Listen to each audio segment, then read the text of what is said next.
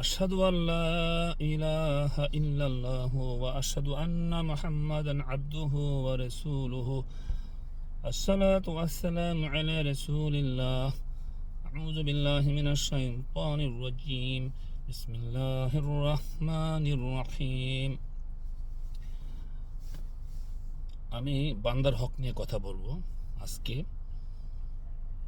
হাদিস শরীফে এসেছে, নবী থেকে বর্ণিত, কিয়ামত পর্যন্ত বান্দার হক পেন্ডিং। কিয়ামত পর্যন্ত বান্দার হক পেন্ডিং।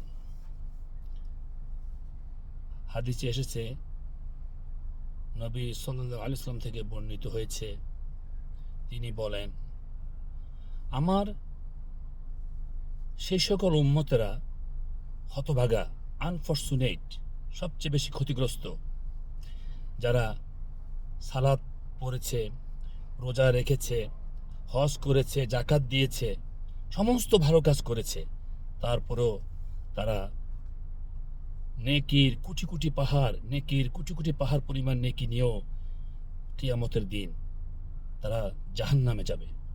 সাহাবীরা হতবাক হয়ে গেলেন। তারা বললেন, ইয়া রাসূল সাল্লাল্লাহু আলাইহি ওয়াসাল্লাম, ভয়ঙ্কর একটি বিষয়, কেন? তখন নবী থেকে বর্ণিত হয়েছে, এরা বান্দার হক নষ্ট করেছে। কিয়ামতের দিন পাওনাদাররা আসবে, তখন দিরহাম ডলারের বিনিময় চলবে না, তখন নেকির বিনিময়ে পাওনা শোধ করা হবে। সেই বান্দার হক আদায় করতে গিয়ে তারা গুনাহগার হয়ে যাবে। কিভাবে সেটা হবে? আপনি হয়তো একজনের জমির আইল কেটে দিয়ে তার জমি দখল করেছেন, এক বিঘত। কারো বসত বাড়ির কোনা কেটে দিয়ে নিজের বাড়ির মধ্যে, নিজের জমির মধ্যে ঢুকিয়ে ফেলেছেন। কাউকে অপমান করেছেন, কারোর টাকা মেরে খেয়েছেন, কাউকে ঠকিয়েছেন, কাউকে প্রচণ্ড অপমান করেছেন, কাউকে প্রচণ্ড গালিগালাজ করেছেন।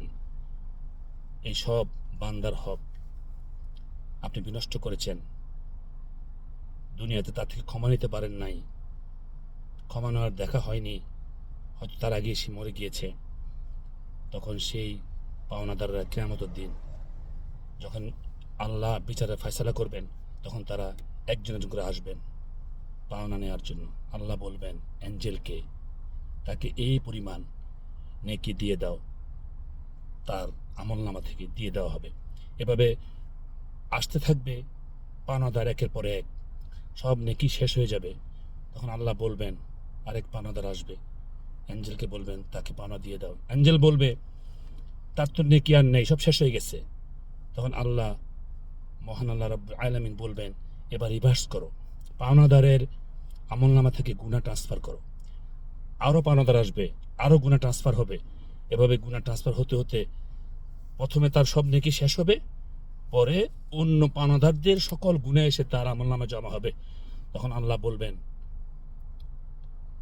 তার তার অবস্থা কি? অ্যাঞ্জেল বলবে, এখন তার আমলনামা পরিপূর্ণ, আরও পাওনাদার আছে, কিন্তু সমস্ত আমলনামা গুনায় পরিপূর্ণ হয়ে গেছে, কোনো নেকি নেই। আল্লাহ বলবেন তাকে জাহান্নামে নিক্ষেপ করো।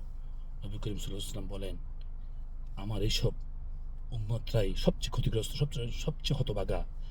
তারা নামাজ পড়েছে, সালাত পড়েছে, হজ করেছে, জাকাত দিয়েছে, কিন্তু বান্দার হক বিনষ্ট করার জন্য তারা জাহান্নামে যাবে। এটি ভয়ঙ্কর বিষয়। এটি জান্নাতে যাওয়ার অন্তরায়। এখানে স্কলাররা ওপিনিয়ন দিয়েছেন,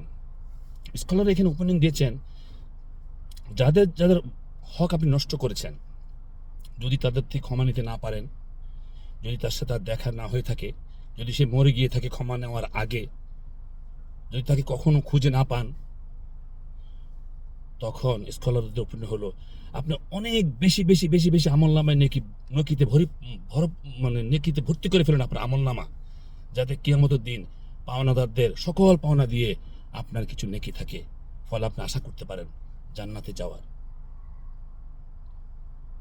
আল্লাহ রাব্বুল আলামিন আমাদেরকে মানুষকে ক্ষতিগ্রস্ত করার, মানুষের ক্ষতি করা থেকে, মানুষকে কষ্ট দেওয়া থেকে, মানুষের সম্পদ আত্মসাৎ করা থেকে, মানুষকে অপমান করা থেকে, মানুষকে ঠকানো থেকে আমাদের সবাইকে আল্লাহ হেফাজত করুন।